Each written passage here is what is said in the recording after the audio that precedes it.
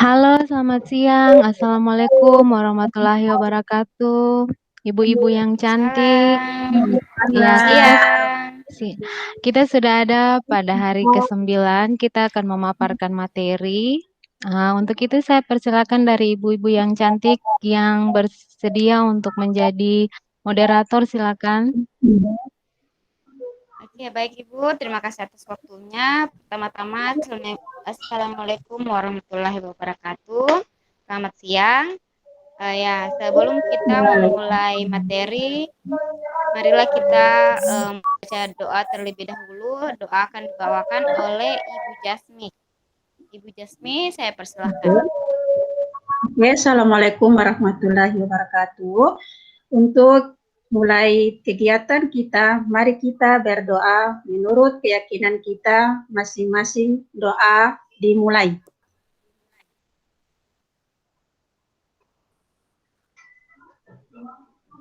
Doa selesai.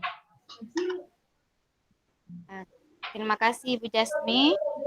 Baik, kita lanjut saja untuk mengefisiensikan waktu. Kita langsung saja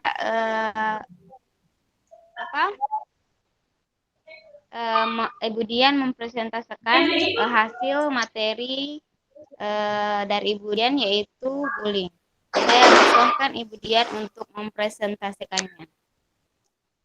Ya, terima kasih Ibu. Saya buka jendela untuk kita bisa lihat sama-sama materi yang akan saya tampilkan. Ya, Ibu silakan. Ya, Bapak Ibu bisa melihat jendela yang saya buka? Bisa Ibu, bisa. Iya, ini seperti pada pemaparan materi yang sudah kita dapatkan selama 8 hari kemarin, modul ajar yang saya ambil di sini sebagai pemaparan materi, yang di dalamnya saya masukkan materi tentang bullying school atau school bullying. Iya, Bapak Ibu, saya mengangkat bullying school ini karena saya melihat bahwa bullying school ini termasuk dalam 6 dimensi pelajar Pancasila. Ya, kita bisa lihat dia punya pengantar bersama-sama. Dari penelitian di luar negeri, ini ada 40-80% anak usia sekolah mengalami bullying. 10-15% kemungkinan adalah korban atau pelaku. 60% siswa SD dan SMP menyatakan bahwa bullying merupakan sesuatu masalah besar yang mengaruhi kehidupan mereka dan menyatakan sering khawatir menjadi korban kekerasan dan pelecehan di sekolah dibandingkan ketika mereka menuju sekolah atau pulang sekolah. Ya. Berdasarkan penelitian di Indonesia, kita bisa lihat 30,8% itu bullying, 77,3% bullying nonverbal, 40,1% bullying verbal, 36,1% bullying fisik. Nah, penelitian tahun 2008 terhitung 1.500 pelajar SMP dan SMA di Jakarta, Yogyakarta, dan Surabaya. 67% mengaku di sekolah mereka pernah menjadi bullying. Pelakunya kakak kelas, teman, adik kelas, bahkan guru, kepala sekolah, hingga preman sekolah. Data Komnas Perlindungan Anak tahun 2009, 98 kasus kekerasan fisik, 108 kekerasan seksual, dan 176 kekerasan psikis. Ya, ibu-ibu, ini pengertian daripada bullying. Jadi kita lihat bahwa bullying ini perilaku agresif dan negatif seseorang atau sekelompok orang secara berulang kali dengan menyalahgunakan ketidakseimbangan kekuatan untuk menyakiti korban secara mental, fisik maupun seksual. Ancaman yang dilakukan sekali saja, tapi jika membuat korbannya merasa ketakutan secara permanen, juga merupakan bullying. Kita lihat ada 3 manifestasi dari bullying, yaitu bentuk fisik, bentuk verbal, dan bersifat psikologis. Ya, ibu-ibu, ini konsekuensi daripada bullying. Anak muda yang menjadi korban memiliki kecenderungan lebih besar untuk bunuh diri, depresi, trauma, dan penyalahgunaan obat. Anak baik yang menjadi pelaku atau korban cenderung mengembangkan sikap bermusuhan dibandingkan dengan anak lain yang cenderung menunjukkan gejala diabetes dan serangan di masa depannya. Anak yang di masa kecilnya menjadi pelaku dan menunjukkan perilaku buruk di sekolah seperti merokok dan menggunakan obat-obatan di masa depan. Bagi pelaku tidak bisa konsentrasi belajar karena pikirannya lebih banyak untuk mengincar dan merencanakan tindakan berikutnya. Bagi korban, menurunkan intensitas pergi ke sekolah karena merasa cemas dan takut akan menjadi korban. Kemudian bagi saksi, takut akan menjadi korban berikutnya dan merasa bersalah karena tidak dapat melakukan apa-apa. Ini kita bisa lihat dampak daripada korban.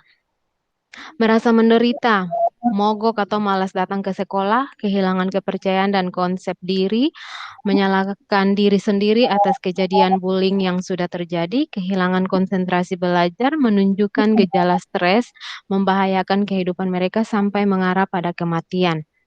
Kemudian kita lihat mengapa bullying bisa terjadi. Ini ada 4 poin, adanya kesempatan untuk menjadi bullying, adanya anak yang merasa dominan atau memiliki harga diri atau konsep diri yang rendah di sekolah dan memiliki karakter agresif bisa disebabkan karena pengalaman atau pola asuh keluarga yang kurang sesuai.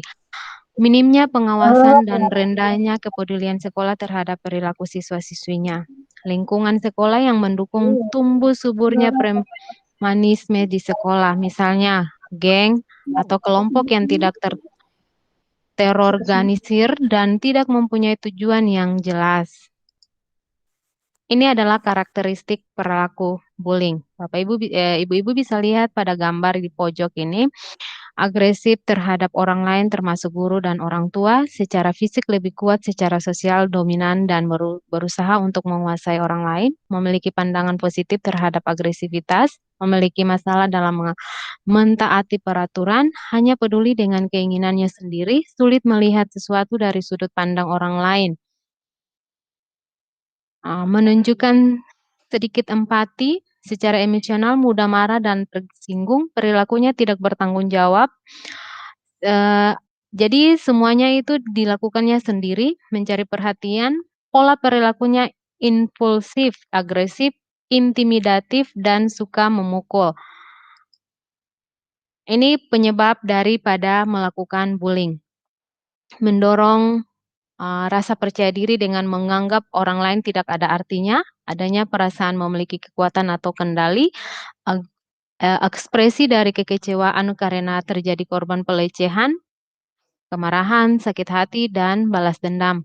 Kebutuhan akan kasih sayang, spiritual, dan perkembangan yang tidak terpenuhi, tidak memiliki figur teladan dan mudah dipengaruhi orang lain, pernah menjadi korban bullying, frustasi, kemudian conduct disorder. Ini karakteristik anak korban bully.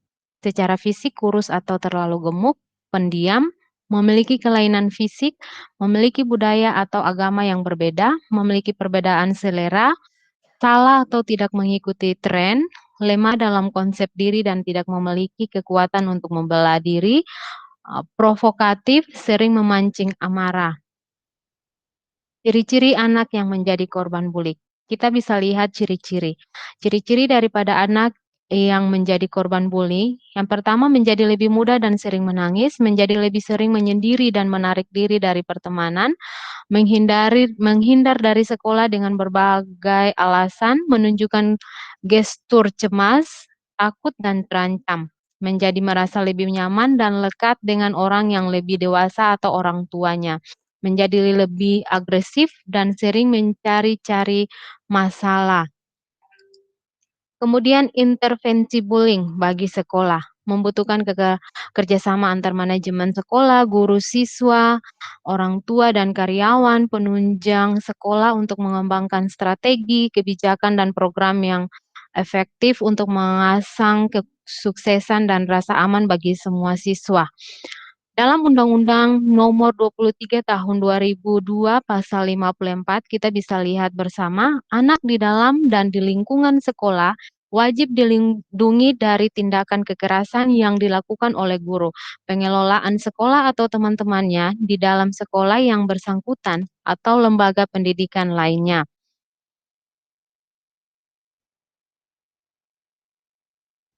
Intervensi bullying bagi individu menjadi anak lebih aktif. Jadikanlah anak didik pribadi yang memiliki rasa percaya diri dan konsep diri yang positif, merangsang kemampuan sosialisasi anak didik. Katakan pada pelaku untuk segera menghentikan perilakunya, memberikan pendampingan pada anak korban bullying untuk mengurangi dampak psikologis yang ditimbulkan. Kita bisa lihat pada gambar ini, stop school bullying, artinya stop melakukan bullying di sekolah, no to bullying. Ya, terima kasih. Mungkin ini saja yang bisa saya paparkan untuk kita bersama. Saya kembalikan ke moderator. Oke, baik. Terima kasih Ibu Dian atas materi yang dipresentasikan. Apakah dari ibu-ibu ada yang ingin bertanya tentang materi bullying? Kalau ada bisa menekan raise hand ya terlebih dahulu Ibu. Bagaimana ibu-ibu? Ibu Jasmi ada pertanyaan mengenai materi tentang stop bullying.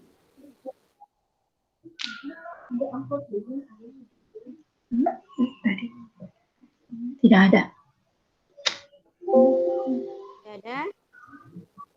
Iya. Bagaimana Ibu Dian?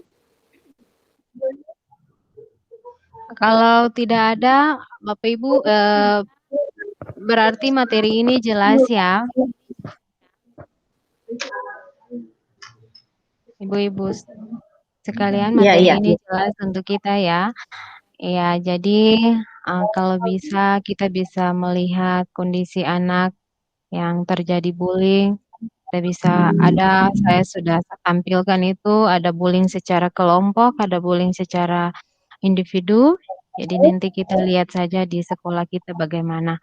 Ya, mungkin itu saja pemaparan materi dari saya. Terima kasih. Oke, terima kasih Ibu Dian. Mungkin ada ice breaking dari ibu-ibu sebelum kita menutup materi tentang bullying ini atau diskusi kita ini,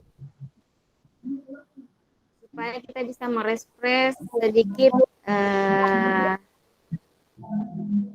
apa yang kita lakukan. Oke, kalau gitu saya bikin ice breaking-nya. Nanti ibu-ibu kita ikut bersama ya. Oke. Jadi kita bilang pagi luar biasa. Guru penggerak sekolah, guru bergerak, sekolah penggerak, siswa berprestasi. Kayak gitu. Bisa? Oke. 1, 2, 3. Pagi. Luar biasa. Sekolah Guru penggerak. Sekolah penggerak. Siswa luar biasa. Oke. Iya. Iya, terima kasih. Selamat siang.